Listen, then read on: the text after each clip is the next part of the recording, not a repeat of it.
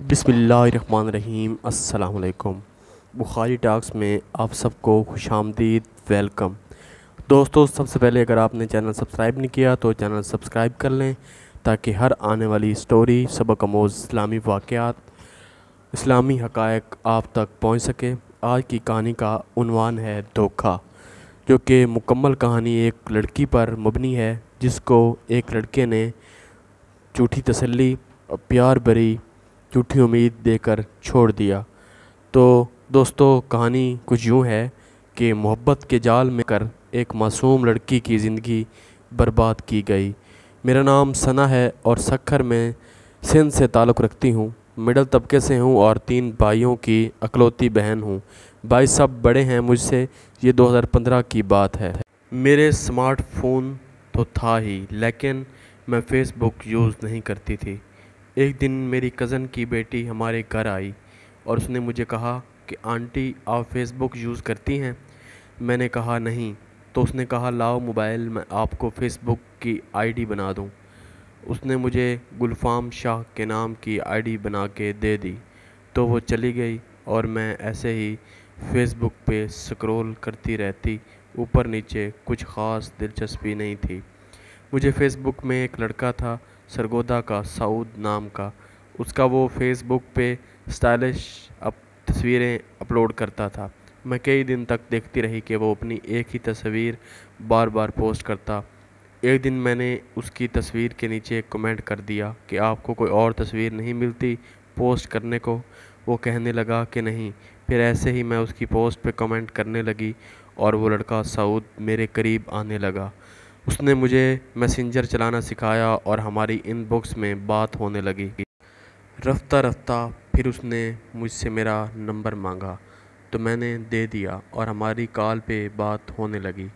वो बहुत शुगली टाइप का लड़का था, बहुत हंसाता था, बहुत मज़े की बातें करता था। फिर एक दिन उसने मुझे प्रपोज़ कर दिया कि मैं आपसे प्यार करने लगा हूँ। मैं बिल्कुल ही नादान लड़की थी। मुझे उनसे प्यार मोहब्बत के चक्करों का बिल्कुल भी इल्म ना था। लेकिन सऊद के साथ बातचीत में मेरी एक आदत बन गई थी कि जब तक उससे बात न कर लेती मुझे खाना भी हज़म नहीं होता था। मैंने कुछ अरसे सोचे समझे बगैर ही सऊद को प्रपोज़ कर लिया और हमारी बातों के मौजू ही बदल गए।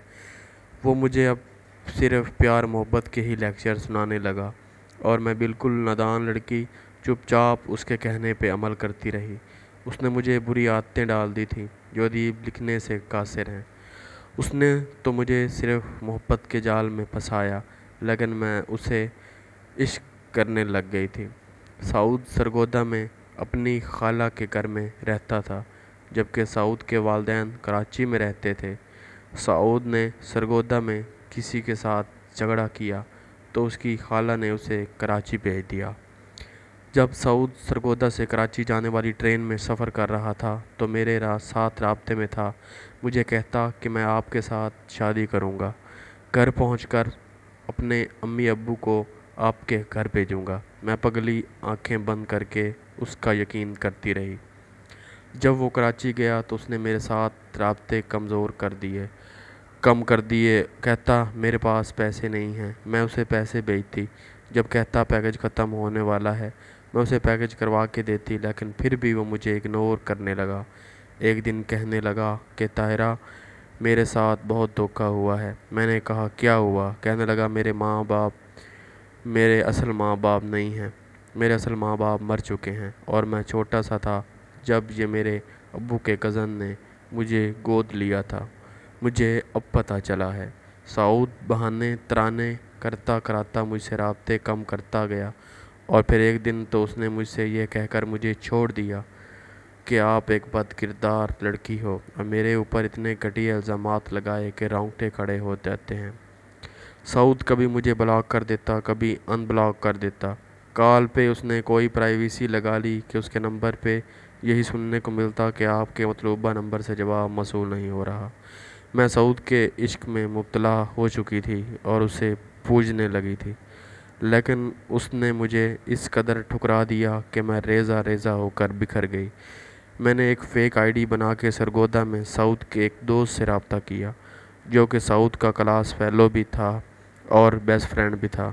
سعود کے دوست نے مجھے پہچان لیا کہ آپ طاہرہ بات کر رہی ہو۔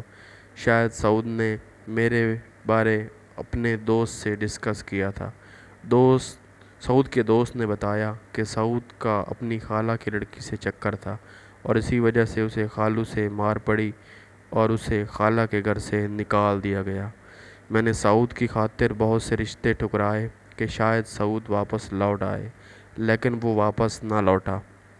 تو میرے گھر والے میری وجہ سے بہت پریشان تھے اور اب میرے رشتے بھی آنے بند ہو گئے تھے۔